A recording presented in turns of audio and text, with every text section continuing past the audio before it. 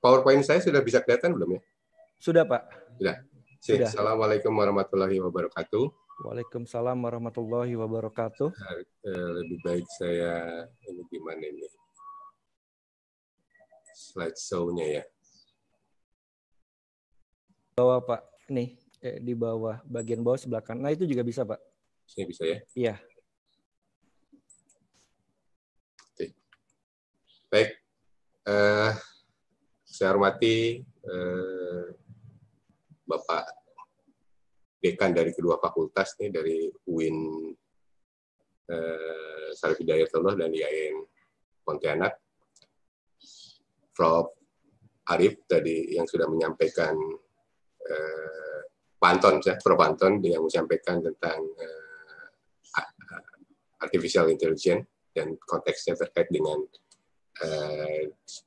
digital ekonomi. Teman-teman yang hadir di kesempatan pada siang ini, saya akan menyampaikan karena tugas dari panitia terkait dengan pentingnya soft skill kewirausahaan di tengah pandemi COVID-19. Gitu ya. Saya mulai dengan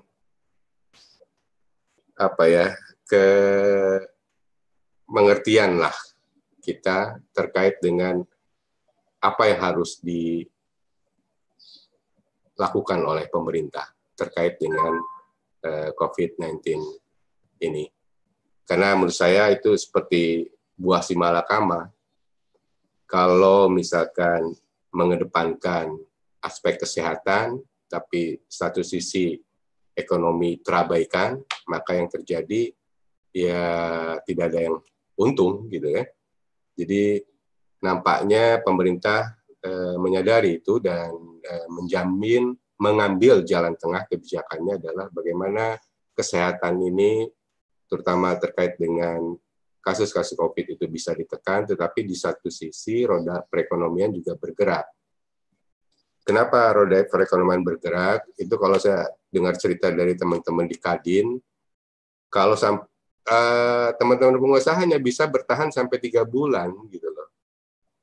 Ya, karena rata-rata kalau kita berbisnis, kita mempunyai usaha, maka dana backup, ya, backup fund itu paling hanya untuk mengcover 3 bulan, paling maksimal itu 6 bulan ketika terjadi krisis. Sehingga kalau lebih dari itu, ya mereka pastikan gulung tikar semua. Nah ini menjadi penting. Jadi, nah ini ada trade-off. Trade-off artinya gini, ketika kurva misalkan virus corona itu naik tajam, maka di satu sisi pada saat yang bersamaan itu kurva perekonomian kita itu akan menurun. Bahkan terakhir Bu Sri Mulyani itu diperkirakan sampai akhir tahun mungkin bisa minus 3%. Meskipun tidak separah krisis moneter yang lalu sampai minus 18%. Karena menurut saya ini kurvanya kurva V yang sifatnya short cycle gitu loh. Artinya dari sisi perekonomian itu akan bergerak lebih cepat gitu loh kita dibandingkan ketika fakta yang krisis moneter yang 2 tahun 1998 itu kan multidimensi lah krisisnya gitu. Kalau ini kan memang terkait dengan virusnya saja. Nah, tadi sudah disampaikan oleh Pak Menteri bahwa dampak dari sisi ekonomi makro, sisi supply-nya pasti produktivitas menurun, pasokan barang juga terhendat, produksi terganggu, investasi jelas menurun, siapa yang mau berinvestasi di saat seperti ini, ekspor impor juga terganggu. Dari sisi demand, permintaan, itu yang diharapkan sebetulnya GDP Indonesia itu ditopang 50% lah, itu dari konsumsi masyarakat seperti kita ini, konsumsi rumah tangga. Sementara dari government itu tidak lebih dari 30%, 20% konsumsinya. Kemudian dari investasi 20%, net ekspor impor antara 15% sampai 20% lah. Nah ini kalau yang menjadi penopang utama pertumbuhan ekonomi Indonesia itu adalah konsumsi rumah tangga, dan itu sangat menurun, itu otomatis membuat perekonomian ini goncang. Nah, ini kalau di dalam teori ekonomi itu kita lihat ada sektor rumah tangga yang artinya mereka menyuplai pekerja-pekerja dan kemudian menerima income gaji untuk konsumsi mereka. Sementara di satu sisi ada sektor rumah tangga produksi, yaitu dunia usaha yang memproduksi barang dan jasa, kemudian mendapatkan income dari hasil jual produk barang dan jasa tersebut, kemudian dilakukan untuk proses produksi selanjutnya. Kemudian ada intermediary di antara rumah tangga dan dunia usaha, yaitu sektor keuangan, dan ini juga terpuruk. Kita lihat tabungan masyarakat pasti otomatis stuck ya, kredit juga mungkin bermasalah, gitu kan, investasi menjadi berkurang, gitu kan, pembiayaan dari ekspor impor juga mengalami apa istilahnya, intinya likuiditas dari perbankan itu sendiri menjadi persoalan penting. Gitu.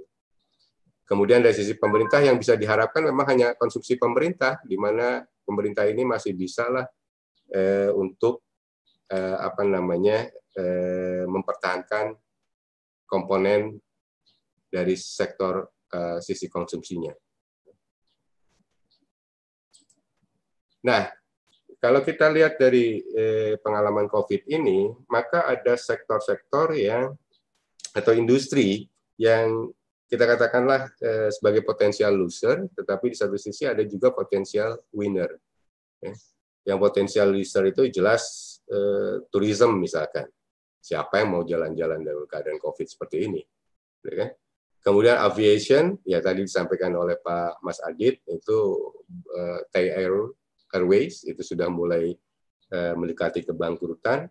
Industri otomotif juga nggak mikir deh beli motor atau mobil baru dalam kondisi sekarang, yang penting bisa makan dulu lah gitu ya. Itu. Konstruksi juga seperti itu, manufacturing apalagi karena apa istilahnya pembatasan sosial. Kemudian financial service juga ya, education ya kita merasakan sendiri ada perubahan lah kira-kira. Dan trennya sekarang mahasiswa nuntut penurunan UKT gitu ya. Karena protes mereka juga wajar. Terus saya bayar UKT sudah mahal-mahal gitu kan, tapi dapat pembelajaran dari dosennya cuma dari WhatsApp gitu. Wajar mereka menuntut penurunan UKT gitu ya. Kemudian yang mungkin masih bisa bertahan di industri minyak, gas, karena pastilah minyak tidak mungkin. Kadang-kadang joke saya begini, kalau untuk membuat masyarakat tidak keluar rumah, supaya tidak tinggi penyakit, stop aja SPBU untuk 14 hari deh, misalkan. Maka semua diem di rumah, karena tidak mungkin dia akan beraktivitas tanpa oil, gitu ya. Nah, sementara dari sisi potensial yang winner itu agriculture karena dia menghasilkan produk, kemudian e-commerce tadi disampaikan oleh Pak Anton, kemudian ICT ya jelas tadi ya, personal health care juga, food processing, dan medical supply. Ini tadi disampaikan oleh. Jadi kalau tadi pertanyaannya adalah kira-kira bisa nggak berbisnis atau berwirausaha di masa pandemi ini? Ya tinggal lihat saja ini, mana industri-industri yang memang potensial masih bisa bertahan selama masa COVID ini. Nah, exit strateginya adalah ya tadi memutus mata rantai penyebaran dari sisi aspek kesehatan, kemudian pemerintah mengeluarkan kebijakan stimulus fiskal dan moneter, tadi dipaparkan dengan gamblang oleh Pak Menko, kemudian program safety net, untuk meringankan dampak krisis warga dari sisi aspek sosial supaya krisis dimensi sosial tidak terjadi. Keharapannya apa? Kekhawatiran kita kalau COVID ini masih terus berlanjut, fenomena hungry man itu berubah menjadi angry man, bukan angry bird, gitu. Angry man itu bisa terjadi. Gitu. Nah ini yang dijaga oleh pemerintah jangan sampai itu terjadi. Nah akhirnya jalan tengahnya ya apa? Karena akibat ketidakpastian tadi, tidak ada satupun ahli yang benar-benar tepat, baik domestik maupun luar negeri, bisa memprediksi kapan kira-kira COVID ini berakhir. Masih 6 bulankah? 3 bulankah? Syukur. Atau besok minggu sudah selesai? Gitu kan? Tidak ada satupun yang bisa dijadikan acuan. Gitu. perubahan dalam kehidupan sosial ekonomi tanpa disadari justru merubah gaya perilaku seperti work from home, kemudian ibu-ibu dipaksa untuk berperan sebagai guru di rumah gitu ya pada saat work from home, sementara pada saat sektor pendidikan menerapkan distance learning (PJJ). Kemudian adaptasi terhadap kebiasaan-kebiasaan baru atau dikenal dengan istilah new normal. Nah, perubahan perilaku itu kalau kita amati, misalkan kecenderungan sekarang ini komoditas kesehatan dan kebersihan itu menjadi nomor satu, gitu ya. Semua harus mengikuti protokol kesehatan yang ditetapkan. Lalu perubahan perilaku baik bekerja maupun belanja itu bisa kita lihat. Biasanya senang kalau sampai sebulan sekali kita jalan-jalan ke mall gitu ya, meskipun tidak belanja gitu ya. Tapi sekarang ini polanya berubah. Yang sering datang ke kita itu justru teriakan-teriakan paket di depan rumah gitu ya. Literasi digital meningkat. Nah, ini sebetulnya hikmah dari atau apa yang mungkin dapat dikatakan baiklah dari adanya COVID itu. Literasi digital meningkat. Orang dipaksa karena work from home gitu kan, pakai aplikasi Zoom gitu kan. Saya yang mungkin enjoy mungkin karena saya masuk kaum kolonial ya, beda dengan anak kaum milenial gitu kan. Kalau kolonial itu kan senangnya tatap muka gitu kan kalau ngajar, tapi kalau milenial kan memang mereka senangnya belajar itu via online gitu ya. Nah, ini dampak-dampak lainnya seperti persewaan kantor menurun, ya yang jelas siapa yang mau ke kantor gitu kan. Properti ini pasti sudah terimbas banyak ya.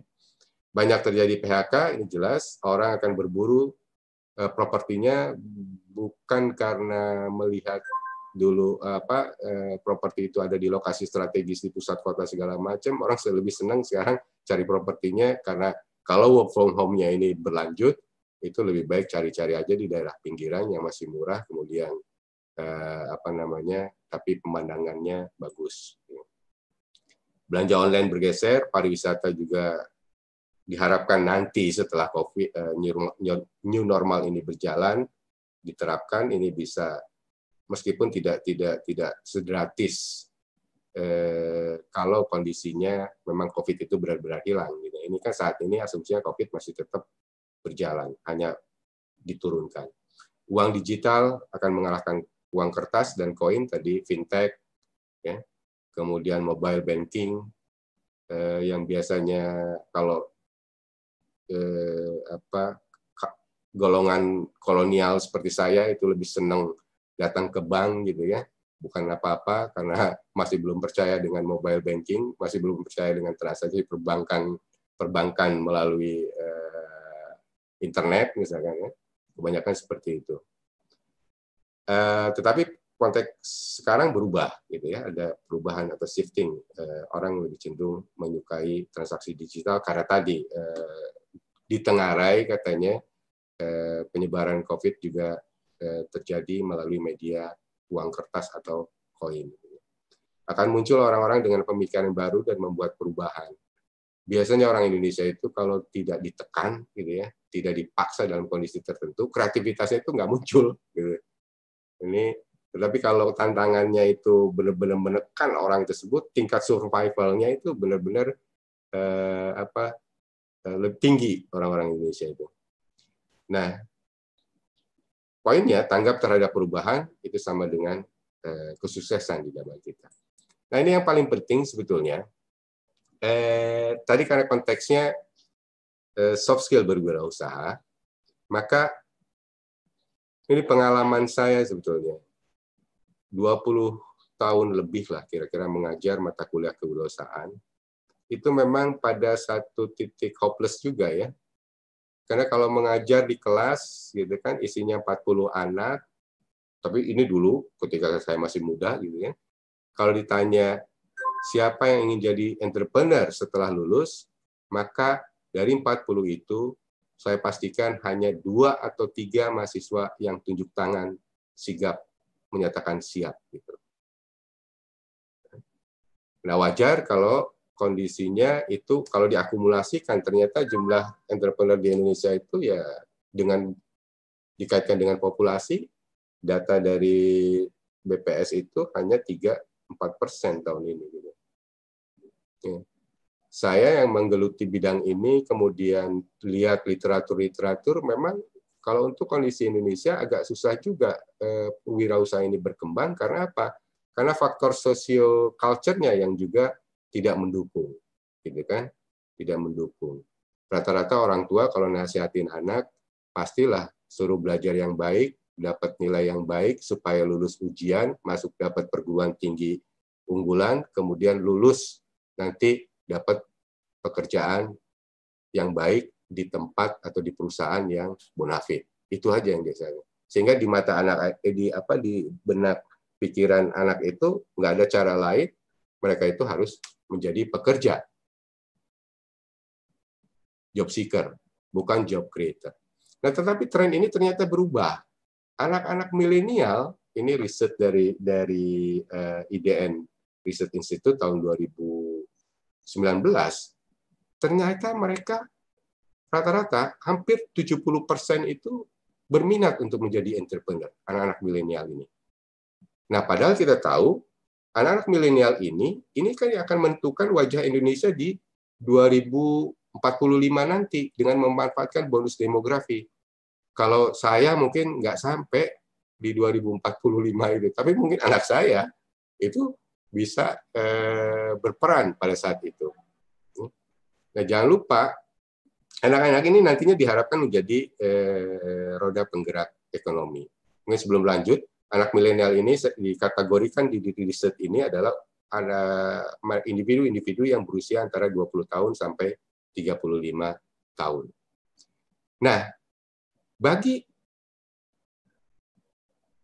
kita yang mau mulai berwirausaha, ini ceruk pasar yang menarik. Tapi catatan saya begini, ketika Anda mau mulai berwirausaha, atau kita ajarkan ke mahasiswa, mau mulai usaha saat ini, jangan hanya berpikirnya melihat temporary insight, hanya melihat peluang yang ada di COVID pada saat COVID ini. Tetapi seorang entrepreneur mestinya berpikirnya jauh ke depan, gitu loh, jangka panjang, bukan hanya saat sekarang.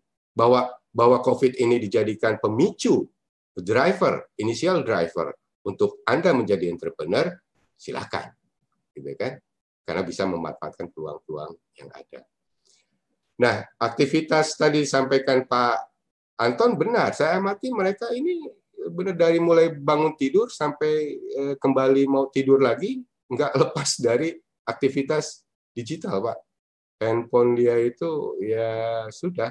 Bahkan kalau kita menyadari sendiri sebagai orang tua, kalau kita ngajak makan mereka di restoran, misalkan, sudah, komunikasi itu tidak akan terjalin dengan baik antar bapak, ibu, anak, tetapi yang terjadi adalah masing-masing mereka sibuk dengan HP-nya, gitu.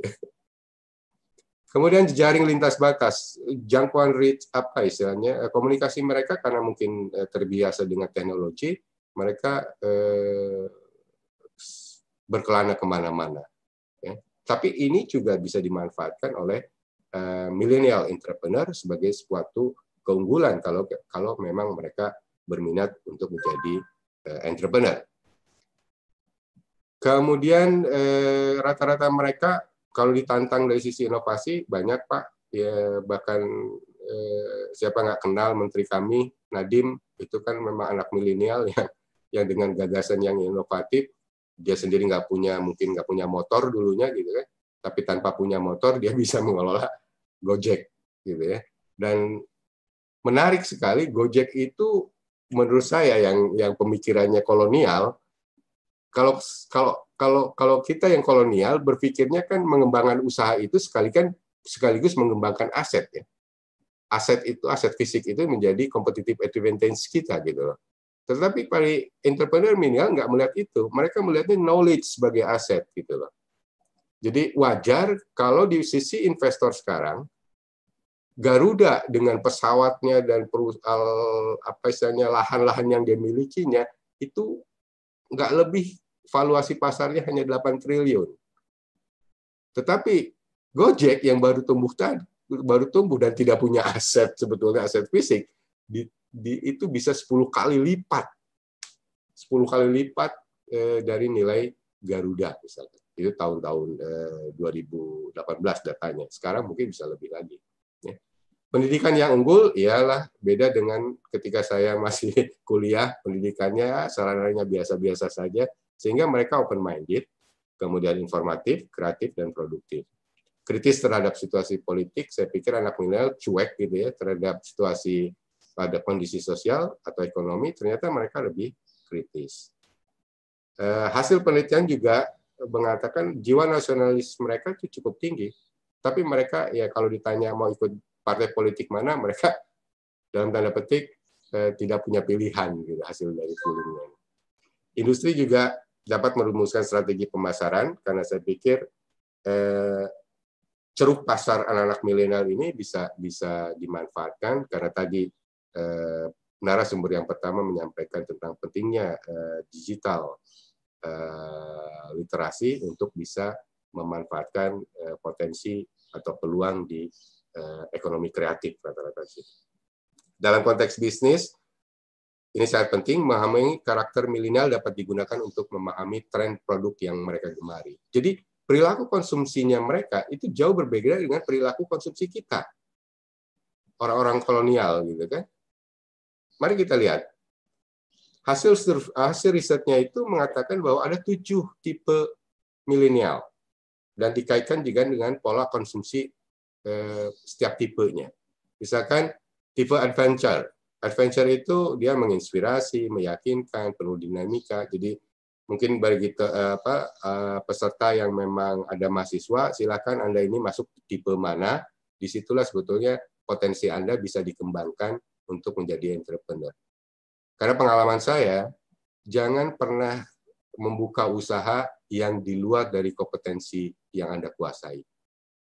Atau paling tidak di lingkungan yang sekitar Anda gitu. Kemudian the visionary. Ini selalu ingin bekerja sama, dia senang dengan komunitas heterogen, gitu kan. Nah, dari sisi pola konsumsinya, anak-anak visionary ini tak akan tergoda dengan merek. Tapi menariknya, setelah ditanya dari 7 tipe ini ditanya tentang minat dia untuk menjadi entrepreneur, justru yang visionary ini yang lebih banyak persentasinya mau untuk menjadi entrepreneur.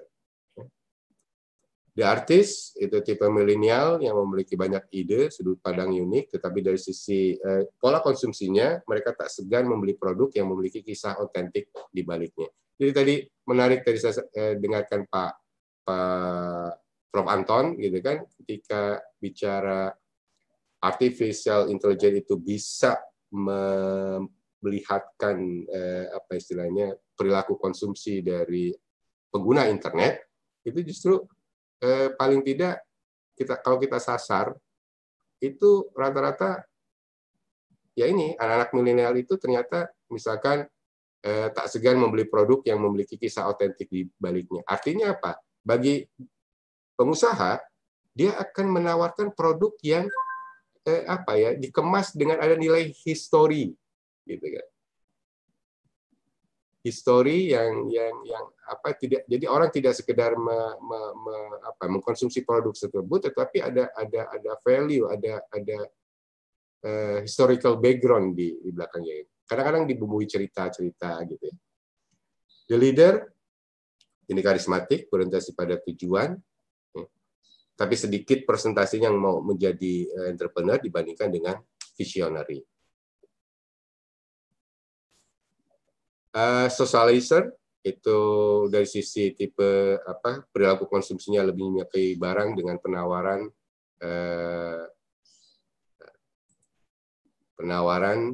menarik dan menciptakan citra sosial mereka. Nah, ini harus ditangkap oleh mungkin milenial juga atau mungkin kita yang mau mulai berwirausaha itu dengan karakter-karakter ini. Karena buat saya yang penting begini, kalau saya berbisnis, saya juga berbisnis, saya akan fokus, saya mengikuti Michael Porter strateginya, saya akan fokus pada segmen pasar tertentu. Apakah saya akan menggarap anak-anak milenial tipe socializer atau konservatif atau collaborator, saya kemas produk atau jasanya yang sesuai dengan kebutuhan mereka.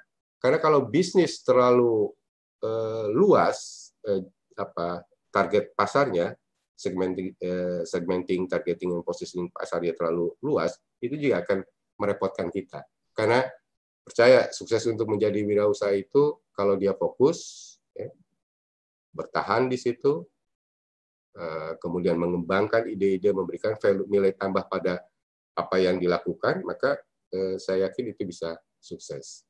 Nah, tipe yang lainnya konservatif, kolaborator, mungkin ini nanti bisa dibaca saja.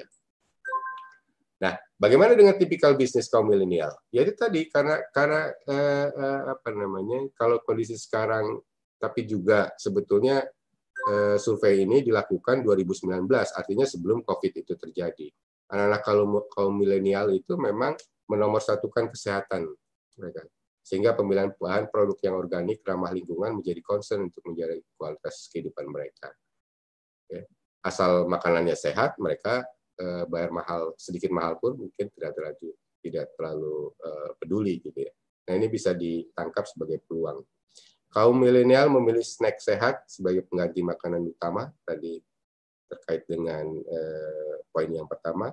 Kaum milenial lebih memilih online channel sebagai sarana belanja mereka, baik fashion, barang-barang elektronik, sampai peralatan masak. Gitu ya. Kemudian penting bagi kaum milenial untuk mengetahui visi dan misi karena mereka cerdas, mereka kreatif, mereka open-minded. Ya. Jadi, kalaupun mereka mau bekerja di suatu perusahaan, mereka akan lihat visi, mencermati visi dan misi suatu perusahaan. Dan anak-anak milenial ini kan kalau kami di kelas S3 Manajemen Sumber Daya Manusia dan penelitian mahasiswa, disertasinya yang mengupas anak-anak milenial ini, rata-rata kesimpulannya anak-anak milenial ini nggak betah di satu tempat gitu loh. Jadi kayak kutu loncat dia. Kalau environment dari company-nya itu tidak bagus, visi kepemimpinannya tidak jelas, dia akan cepat dengan mudah untuk beralih ke perusahaan yang lain. Kemudian kaum milenial tidak gengsi untuk meminjam barang, gitu ya. Kemudian hobi belanja online-nya juga, tapi satu sisi mereka juga mau suka berinteraksi secara sosial, sehingga kalaupun anak-anak milenial ini berbisnis, mereka memanfaatkan komunitas-komunitas tertentu. Mereka meng-create komunitas-komunitas tertentu yang justru menjadi sasaran untuk entrepreneur milenial ini melempar barangnya ke komunitas tersebut. Milenial yang sedang berbisnis, sudah pastilah mereka tadi digital behavior-nya itu cukup tinggi gitu ya, dibandingkan kita. Mereka memanfaatkan digital marketing untuk mengoptimalisasi produk dan jasa yang mereka tawarkan. Bahkan kan kita juga baru kaget kalau ada profesi misalkan YouTuber dengan penghasilan per harinya bisa sampai ratusan juta misalkan. Nah, itu yang disukai oleh anak-anak milenial. Baik. Nah, tips dari saya bagi yang sudah berwirausaha di era new normal ini, maka tidak ada cara lain termasuk saya juga, gitu kan, untuk menyesuaikan kembali rencana bisnis. Mungkin di awal bahkan di Desember kita sudah menyusun bisnis plan gitu untuk usaha kita dengan target-target yang optimistik, tetapi di tengah jalan seperti ini maka harus ada adjustment kembali, gitu kan? Karena kalaupun new normal ini diberlakukan untuk sektor bisnis tertentu akan dibuka secara bertahap, lalu kemudian kapasitasnya juga tidak sampai full 100%, tetapi hanya 50%. Nah, ini menjadi pertimbangan penting untuk para pengusaha untuk melihat kembali rencana bisnis yang sudah kita buat sebelumnya. Lalu tentu kalau usaha kita mau tetap jalan, ya jangan bandel lah sama SOP protokol kesehatan yang sudah ditetapkan oleh pemerintah. Jadi ikuti saja, ya, ikuti saja. Yang penting kan roda ekonomi usaha kita sudah mulai bergerak gitu. Mungkin meskipun kapasitasnya tidak full 100%. Jaga cash flow dengan baik, ya, karena ya tadi mudah-mudahan tadi kan saya katakan bahwa saya sebagai seorang pengusaha biasanya ada buffer untuk apa istilahnya dana darurat itu 3 sampai 6 bulan kita tahan. Ini artinya kalau terjadi sesuatu terhadap usaha kita, stuck penjualan segala macam, ini bisa digunakan. Manfaatkan strategi digital marketing untuk ya tadi kalau memang kita mau membuka pasar baru menyasar anak-anak milenial, lakukan penetrasi terhadap pasar anak milenial, maka tidak ada cara lain karena kebiasaan mereka sehari-harinya dipenuhi dengan urusan digital, ya, information, itu strategi ini menjadi tepat. Tunda segala bentuk investasi karena pada saat ini, saat new normal, maka cash is the king, gitu ya. Baik investasi jangka panjang, menengah maupun panjang. Ciptakan nilai tambah, gitu, dengan mempelajari kembali perilaku konsumsi milenial, fokus pada perubahan perilaku di masa new normal. Jadi artinya bisnis proses kita jadi disesuaikanlah dengan ketentuan-ketentuan yang bisa kita terapkan pada saat new normal nanti. Manfaatkan marketplace untuk memperluas jangkauan konsumen. Tadi kalau Pak Prof. Anton bilang dalam jangka waktu dekat Facebook bisa mencapai merich ratusan juta member atau pelanggan, itu ya wajar karena memang apa istilahnya kemajuan teknologi tersebut dimanfaatkan oleh para pebisnis milenial itu untuk menciptakan suatu marketplace platform, bisnis platform yang bisa menampung produk-produk lain tanpa dia sendiri harus memiliki produk atau misalkan gudang penyimpanan. Jadi semua serba digital virtual. Kemitraan dengan startup digital, konsep share ekonomi, misalkan delivery, ya, karena kan pasti kalau kita buka bisnis kuliner tentunya tidak dengan mudah orang mau datang ke restoran kita dikarenakan memang tentu ada pembatasan-pembatasan yang kita lakukan, sehingga jika apa istilahnya demand melimpah tentunya sangat terbantu dengan ada menggandeng delivery seperti GoFood, Gojek atau apapun itu. Pembayaran juga seperti itu, fintech sudah mulai banyak dan itu bisa dimanfaatkan tanpa harus kita membangun aplikasi sendiri. Supply chain juga harus dilihat gitu ya. Nah, saya selalu menyarankan bahwa untuk menjadi entrepreneur itu jangan tadi hanya berpikir short term gitu ya, tetapi long term. Gitu. Bahkan penelitian saya selalu mengatakan bahwa lebih baik mengajarkan soft skill kewirausahaan itu sejak anak usia dini, gitu kan. Nah, itu lebih penting karena nggak mudah atau perlu waktu yang cukup panjang untuk bisa membentuk karakter individu atau seseorang itu untuk menjadi entrepreneur.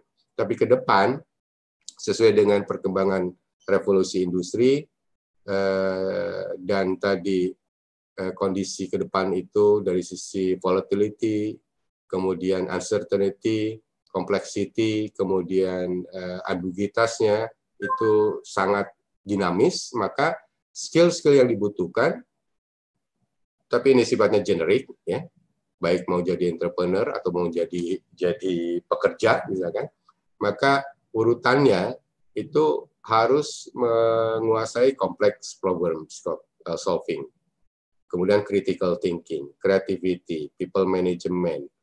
Nah ini kompleks critical thinking, creativity yang tadi disampaikan oleh Pak Dekan, ini memang hard skill gitu ya, hard skill yang harus dikuasai, gitu. Hard component yang harus dikuasai. People management, karena yang kalau kita membuka usaha, rata-rata pekerja sekarang ini adalah kelahiran anak-anak yang kategori milenial, dan mereka itu karakteristiknya di dalam bekerja sangat beda dengan kita yang kaum kolonial gitu kan. Kita 9 to 5 anak-anak itu seperti nggak ada istilahnya batas waktu masuk jam 9 pulang jam 5 gitu kan. Mereka fleksibilitas bekerjanya, jam kerjanya itu sangat tinggi. Coordinating with other skill itu juga karena menyangkut tadi kemitraan, kemudian emotional intelligence, karena apa ya, tidak melulu persoalan di dalam bisnis itu hanya bisa diselesaikan dengan logika gitu. Ternyata kematangan emosi juga menjadi penting ketika kita memimpin usaha atau membuka usaha. Judgment and decision making ini penting karena ya tadi situasi dunia ini selalu berubah dan sangat kompleks sekali, dan itu tentunya menjadi apa namanya menuntut kemampuan kita untuk bisa memutuskan dengan tepat. Service orientation, negotiation skill, cognitive flexibility. Nah, ini yang saya pikir skill-skill yang kalau Anda ingin menjadi wirausaha atau sekarang ini sedang menjadi wirausaha, maka asahlah ini. Asahlah ini. Karena skill ini akan diperlukan untuk jangka yang akan datang. Nah, kesimpulan dari saya, rahasia dari perubahan itu sendiri, karena kita harus berubah, ya, kita harus mengantisipasi perubahan, adalah fokus kepada energi kita untuk menghadapi perubahan, bukan melawan sesuatu yang justru bertentangan dengan perubahan itu sendiri.